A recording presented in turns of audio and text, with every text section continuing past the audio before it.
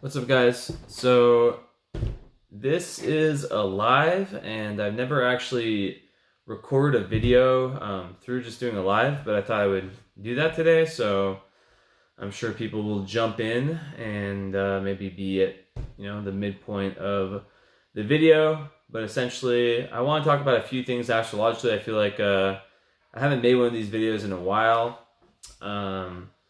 As you know, there's so much to astrology. We have so many points in the chart, whether it be Saturn, Uranus, Neptune, Pluto, Chiron.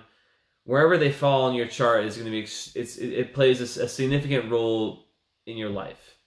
But there's a lot of other astrological factors that are important, and I want to talk about some of them. So one of these is the Sun Moon Midpoints. This is one of the most important things in astrology that I would say a lot of people overlook, and it's basically the midpoint between your sun and your moon. So let's say your sun is here, your moon is here. It's the midpoint, and wherever it falls is representative of a real place, a part of your chart by house or sign, where there's this real fusion of the masculine and feminine, and where you really can find a lot of potentially what you're here to do, what your purpose. There's a real cathartic energy from looking at where the sun and the moon's midpoint is.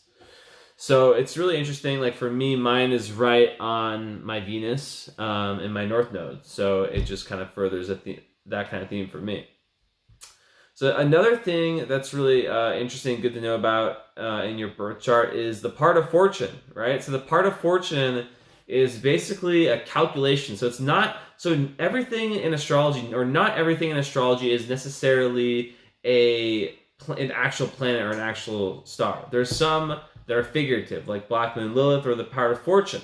So the part of fortune is basically, I don't remember exactly how it's calculated. It's either like sun plus moon minus ascendant, but imagine that. So Aries is the first sign. So like that, you give a point system on 360 degrees for each day. 1 point for Aries, for 0 degrees Aries, 2 for 2 degrees Aries, and so forth. Aries, Taurus, blah blah blah. So the part of fortune is actually a calculation. And it's different for a sun. It's calculated automatically in the programs. It doesn't matter if I know exactly how it's calculated. But basically, it's telling you like where you have joy. Like it falls wherever it falls in your chart is a part of your chart where you're just gonna have like a lot of potential for joy, and it's a very beneficial, point. So, and it's very, it's different for everyone. Like mine, for example, falls right on my midheaven, which midheaven being like career. So it's interesting to know what sign, what house that falls in, because it typically, when I do readings for clients, the part of fortune will be like a really amazing addition. It's like almost like when you're doing a birth chart reading, you're like making a salad, you're making some kind of like food, and things like the part of fortune or Black Moon Lilith, the vertex, these points that might not be considered actual planets are kind of like the sprinklings on top, and they tend to always say more about the deeper themes of the chart. So I'll give you an example.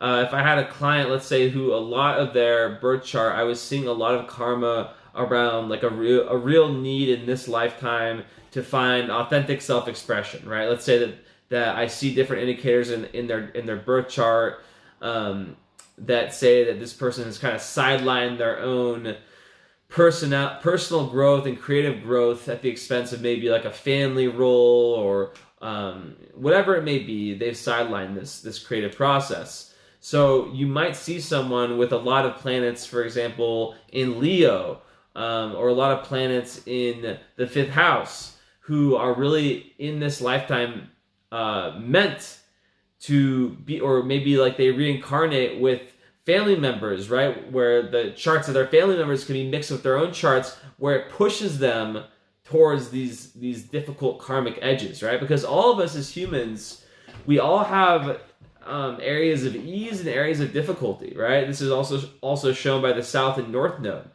in each of our charts, the south node represents the been there, done that, like, where I have been great before, and not necessarily like, some astrologers look at the south node as like a bad point, like where you've like gone too far on the energy. It's not necessarily that. It's more so the north node is the opposite point on the chart as a south node. The north node is like the mountain never climbed, right? So it's actually the south node and north node in an astrology chart represents where you have a imbalance, a karmic imbalance in your chart, if that makes sense, right?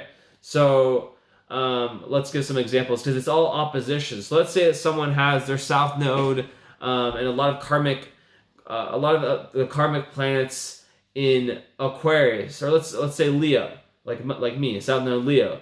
Well, that, and I have a lot of other indicators of that too. That would say that I've done the Leo thing a lot, but I'm a Leo rising, so everything kind of comes full circle. But then with the north node, because the opposite of Leo is what? It's Aquarius. So Aquarius is what's the difference? The big difference between Leo and Aquarius? Leo is about me. Aquarius is about us, right? So someone with that type of energy in their chart would be pushed in this lifetime, not necessarily not to be a star, not to shine, not to be with like the Leo archetype at all, but how can that person utilize their Leo-ness, or that Leo energy, to push themselves to a position where they're able to help others in a more Aquarian role, a more humanitarian collective role, right? So there's tons of little things like this in astrology, and it's so multifaceted, and I'm always impressed by how different astrologers look at charts and how like what they tend to prioritize. Because for me, as a Jupiterian, I've always thought of the importance of trying to simplify things as much as possible when I do readings for clients, which is more difficult than it seems, because astrology can be such an advanced knowledge, and sometimes the more experience you have and the more like astro nerd time, because you can just like look at like there's so many asteroids, there's so many like Arabic parts, there's so many like if you look at current astrology, different forms of predictive astrology, right? There's so much going on that you can kind of get lost in the sauce sometimes, where you might, I even had like a very experienced astrologer do a reading for me not so long ago, and it was the worst reading I ever had. And this is someone with probably 40 years experience, because she wasn't talking about anything big picture. She was just continuing to zoom in on these parts of my chart that I thought were so insignificant. So that's kind of like what I try to do, and any advice I'd have to like someone learning astrology is how, even when you're like becoming more and more knowledgeable in astrology and learning more and more little details, can you still, it's almost like speaking to a child, like make something very complicated uncomplicated. And it's easier said than done. So one thing, that's very important also is understand that astrology is not just a science. You can go take your astrology classes with whatever famous astrologer who's going to charge you how many thousands of dollars for a class, but ultimately astrology is personal, it's subjective. Because it hasn't been proven by science, it's an art and a science at the same time, right? So I feel like you're giving away a lot of power when you're taking something that one astrologer says at face value. I think it's a lot about trial and error, a lot about looking at a placement and saying, okay, for example, okay, this person has Venus in Sagittarius, this person has Venus in Cancer, and then okay, I see another person with this, another person with that, and compiling. You're like an ongoing scientist, where you're continuing to compile different evidence and testing it. And you'd be surprised. Like for example, one thing that always surprises me. I have a little sip of tea first, real quick.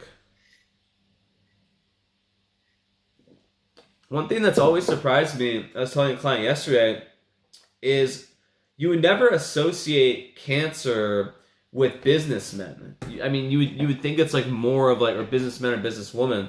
You would think of it more as like a feminine sign that likes to stay within the emotions, within the home. But you would be so surprised, like, because I'm always like checking charts. Like even if I'm like watching something or hear about someone, I'll look at their birthday, see if their birth chart's online. How many famous, extremely wealthy men are Cancers? And I say men because like a lot of the people I'm thinking of are like were businessmen. I'm not sure if I've seen the same with women, but who the fuck cares? But the point is that you have to really like learn to look at this stuff for yourself, because you could easily, get the knowledge from like a book or a different astrologer that Cancer is not good at business, or Cancer, it's not made for business. It's too emotional. Okay, but like there's so much more to it. There's so much more to astrology. There's so much more to a birth chart than just what you see at face value.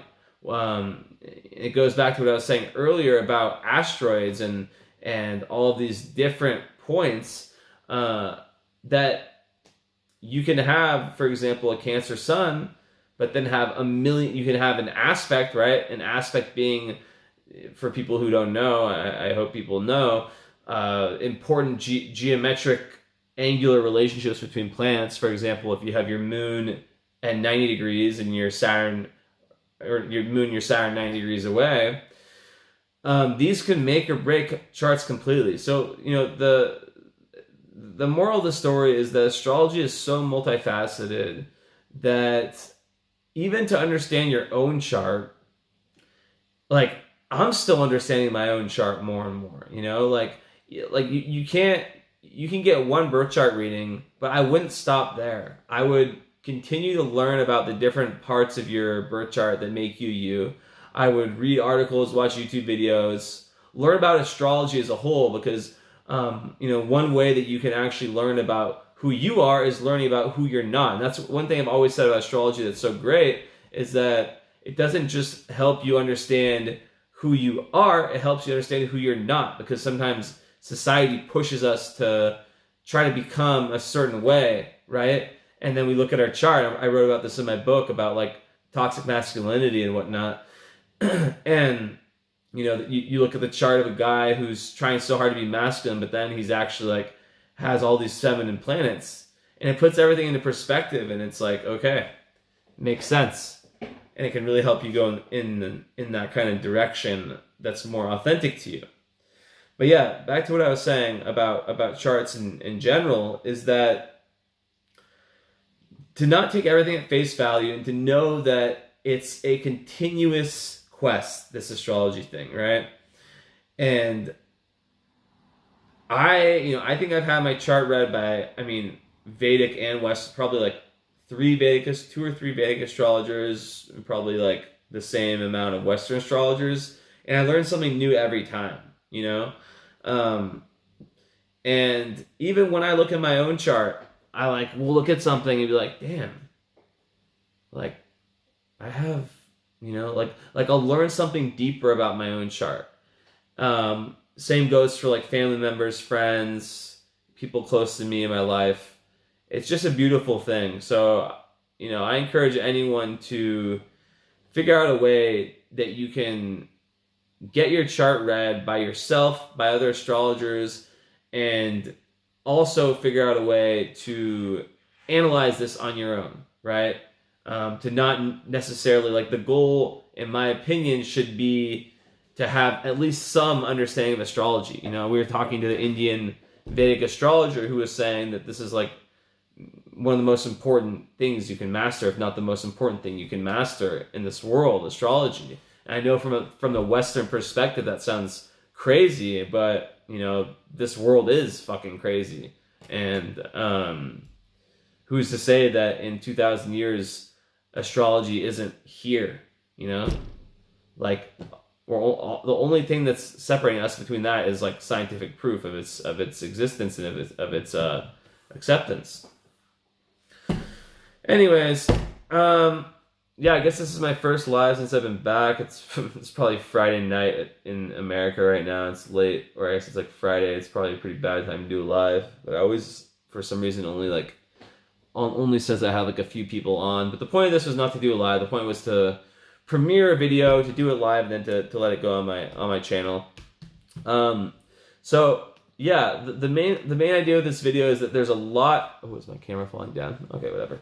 There's a lot going on in your astrology chart that's more than just the normal planetary points, and you can have it's difficult even for like the best astrologers in that hour or 30 minutes or whatever to look at your chart and tell you everything, you know, like without leaving some stuff out. So like what I try to do is I try to leave that person the least confused as possible, gauging also like through their chart, their Mercury, like kind of like how I feel they are in terms of like retaining information and how motivated and whatnot. But like the goal is to at least get a few super. What's up, Jesse? Yeah, trying to get it. At least a few super big picture takeaways, right? If I can have a client who comes in regardless of whether they're confused or whether they're just wanting an astrology reading, and walk away with more of a feeling of clarity and understanding, even if it's just like 3 or 4 things that they retain. Because that's one of the things I've learned in my few years as an astrologer, is that I used to just like give so much information so fast, and then I'd have like a second session with that same person, and it's just, you know, people, they go on with their lives, you know, they get the reading, and then they go back to their job, they go to their kids, they go to their relationship, and they forget a lot of stuff. It's not so easy to remember it all. So that's kind of what I've tried to do, and that's kind of what I'm pushing other people to do as they learn astrology. It's better to understand a few of the most important things and really fucking understand them, really understand your moon sign, really understand how your sun and your moon sign relate to each other, understand how your ascendant plays into your chart, into your life, and what that says about your outer personality and how you navigate through life, and then what your ascendant, you know, that makes what your ruler planet is, because your ascendant, whatever planet rules your ascendant, becomes your ruling planet of your chart. Then looking at that planet, analyzing that deeper, you know, then understanding your Mercury and how that shapes your mind, Mars, Venus, and then the outer planets and what houses they're in particular. But like leaving out aspects, right? Leaving out houses, it's difficult, you know? So that's like why, in conclusion, in an astrology reading, it's not so simple. And, you know, I heard this guy that, like, I've been seeing this a lot lately, like people like coming out as astrologers. This might be a little bit controversial, but I've been seeing a lot of people coming out as astrologers who aren't astrologers. And kind of sucks, you know. This guy I used to know in college who I did a few readings for, kind of arrogant guy. He just started coming out with this podcast, like, where they're just like talking about sun signs. And I was just like listening to it, just like, oh my God. Because it's just like, this is the kind of stuff that perpetuates like astrology in some people's eyes as being like this like pseudoscience bullshit, and it's not when done the right way. It sucks that like I don't wish this, but like it'd be cool if there was some accountability and some like kind of license. Okay, maybe not, but like something that you needed, some form of legitimacy, that you needed, like some street cred, like astro cred or something that you needed in order to be an astrologer. Because it sucks.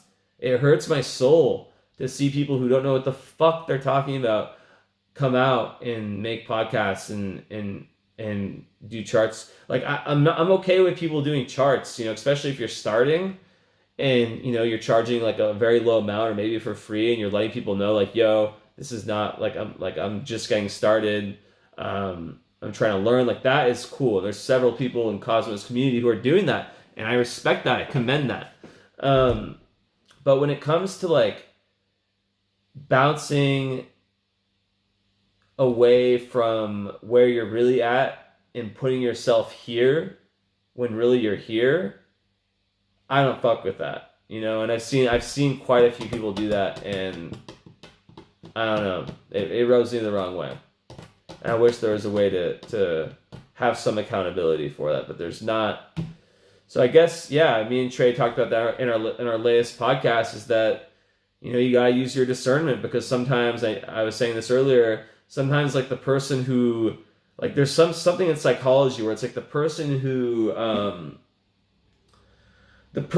actually competent in something, I think this is like a sales thing, sometimes will put more effort or will have more energy into the actual act or state of being competent in that thing than of looking like they are. While vice versa, the person who isn't actually competent might put more energy in making themselves appear competent. I forget the name of this. Maybe someone tell me if you see this video later in live, with the 3 people live.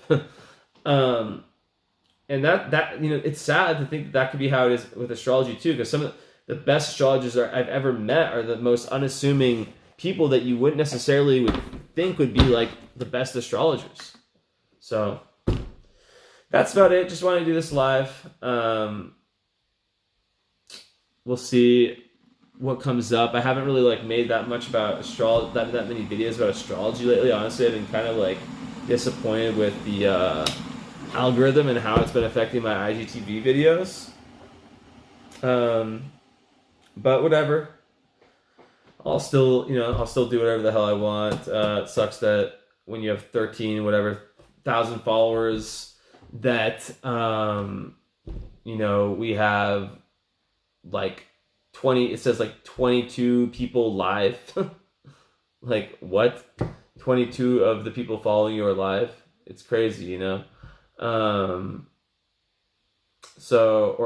Not live, or online. So I don't even know what that's all about.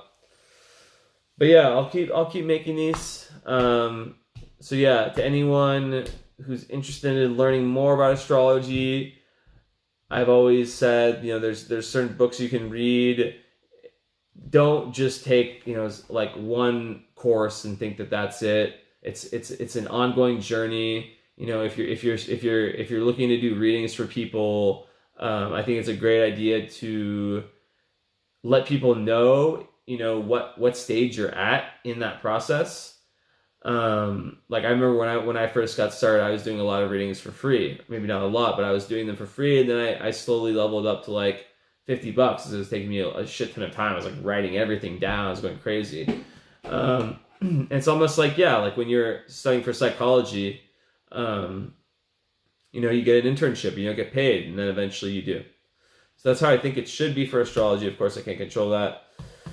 So yeah, that's about it, guys. Thanks so much, and talk to y'all later. Peace.